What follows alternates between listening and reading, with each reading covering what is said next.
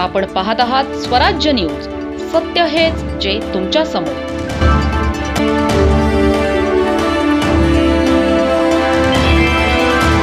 तळोदा तालुक्यातील बिलगाव वनक्षेत्रातील भुशा सावऱ्या जंगल परिसरात वनविभागाने अवैध सागवान तोडीविरुद्ध मोठी कारवाई केली आहे. गुप्त माहितीच्या आधारे वनपथकाने जंगलात शोध मोहीम राबवताना विविध ठिकाणी लपवून ठेवलेल्या सागवानाच्या दांड्या, बेलके आणि चौपट असा मोठ्या प्रमाणावर लाकूड साठा आढळून आला.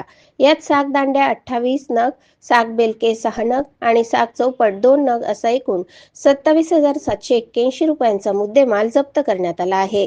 अवैध वृक्षतोडी विरोधात वन कायद्याअंतर्गत गुन्हा नोंदवून पुढील तपास सुरू करण्यात आला आहे. ही कारवाई वनसंरक्षक नीनू सोमराज, उपवनसंरक्षक संतोष सस्ते, विभागीय वनाधिकारी राजेंद्र सदगीर आणि सहाय्यक वनसंरक्षक SD साळुंके यांच्या मार्गदर्शनाखाली राबवण्यात आली.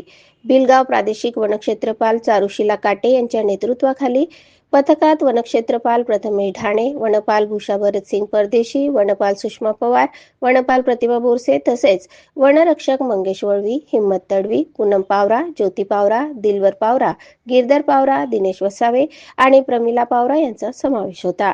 या कारवाईला वाहन चालक योगेश साळवे यांनीही सहाय्य केले असून पुढील तपास वनपाल भरतसिंग परदेशी करत आहेत. परिसरात अवैध वृक्षतोडीवर नियंत्रण आणण्यासाठी वनविभागाने केलेली ही कारवाई अत्यंत महत्त्वाची मानली जाते.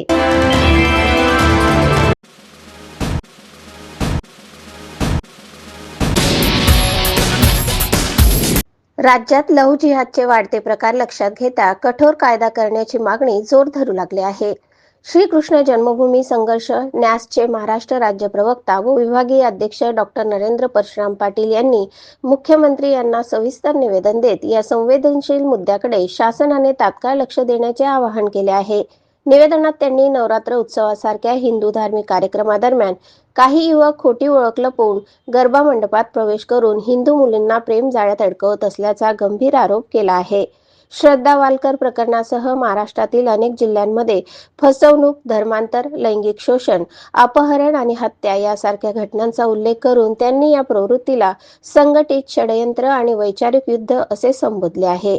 NCRB अहवालातील बेपत्ता महिलांची वाढती संख्या, केरळ उच्च न्यायालयाने केलेले निरीक्षण तसेच अनेक जिहादी संघटनांच्या भूमिकेचे उदाहरण देत त्यांनी राज्यातील कठोर कायदा नसल्यामुळे पीडित मुलींना न्याय मिळण्यात अडथळे येत असल्याचे स्पष्ट केले आहे.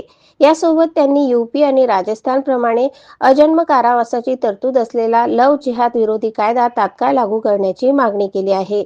विशेष पोलीस शाखा स्थापन करणे, विशेष निधी आणि तस्करी तपासणे, जबरदस्ती धर्मांतरास मदत करणाऱ्यांवर कारवाई तसेच नवरात्र कार्यक्रमात प्रवेशासाठी आधार कार्ड सक्ती अशा 9 प्रमुख मागण्या त्यांनी शासनासमोर मांडल्या आहेत. नारी सुरक्षित असेल तर राष्ट्र सुरक्षित राहील असे भावनिक आवाहन करत डॉक्टर पाटील यांनी हे अधिवेशन राज्याच्या मुलींच्या सुरक्षेसाठी महत्त्वाचा निर्णय घेण्याची सुवर्ण संधी असल्याचे नमूद केले आहे. सकल हिंदुत्ववादी समाजातर्फे नुकतेच तहसीलदार साहेबांना लव्ह जिहाद कायदा पारित होण्यासाठी निवेदन देण्यात आलेलं आहे. सध्या हिवाळी अधिवेशन सुरू आहे आणि या हिवाळी अधिवेशनाच्या अनुषंगाने लव्ह जिहाद कायदा अतिशय भीषण वास्तव्य आज संपूर्ण भारतामध्ये आणि महाराष्ट्रामध्ये घडत आहे. याविषयीच्या कडक कायदा या सरकारने लवकरात लवकर पारित करावा अशी सकल हिंदू समाजाच्या तर्फे आम्ही सर्वजण मागणी करत आहोत. कारण की बघायला गेलं तर आज महिला वर्ग हा अजिबात सुरक्षित राहिलेला नाही आहे. एका विशिष्ट समाजाकडून त्यांच्यावर अतोनात असे अत्याचार करत किंवा मग त्यांचे माइंड वॉश करून त्यांना चुकीच्या मार्गाला घेऊन जाऊन त्यांची देहविक्री करणं किंवा राष्ट्रविघात कार्यांना बळ देणं अशा विविध कार्या आज हिंदू तरुणींकडून करून घेतली जात आहे.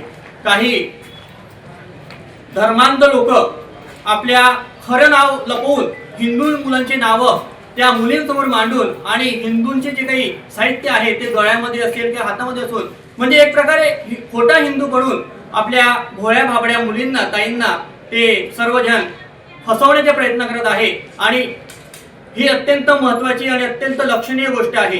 ज्या पद्धतीने सरकार लाडकी बहीण योजना राबवून महिलांना सक्षम करत आहे, परंतु नुसतं सक्षम करून चालणार नाही तर आपल्याला लाडक्या बहिणींचे संरक्षण करणं सुद्धा गरजेचे आहे. आणि हा कायदा फक्त महाराष्ट्रामध्ये लागू व्हावा असं नाही. ऑलरेडी तो आधीच 11 जिल्ह्यांमध्ये 11 राज्यांमध्ये तो हा कायदा लागू झालेला आहे आणि त्या 11 राज्यांचं आपण सगळ्यांनी आदर्श घेऊन महिलांसाठी हा कायदा लागू करावा असं सकल हिंदू समाजाच्या वतीने आज तहसीलदार साहेबांना विनंती केलेली आहे. ते नक्कीच सरकारपर्यंत आमची मागणी पोहोचवतील अशी अपेक्षा व्यक्त करतो. सर्वजण अगदी काल एक मेसेज केला, काही फोन केले आणि सर्व सकल हिंदू समाज मोठ्या संख्येने तो उपस्थित राहिला. त्याबद्दल सर्वांचे धन्यवाद व्यक्त करतो. धन्यवाद. जय श्रीराम. जय श्रीराम.